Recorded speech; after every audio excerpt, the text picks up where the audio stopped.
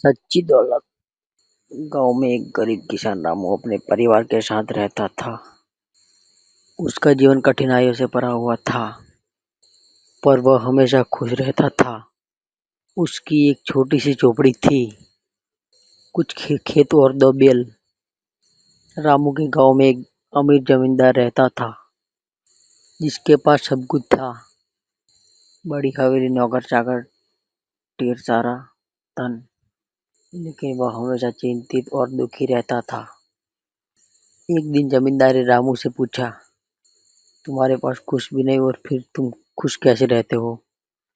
रामू मुस्कुराकर बोला, साहब, मेरे पास प्रेम करने वाले परिवार है, दो वक्त की रोटी है और चैन नींद आती है। मैं ज्यादा की राह नहीं रखता, यही मेरी दौलत है। जमींदार उसकी बात सोचकर सोच में पड़ गया।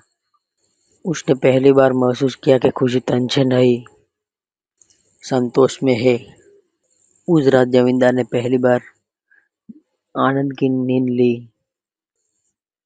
सीख मोरल, सच्ची दोस्ती पैसे से नहीं, संतोष और प्रेम में होती है।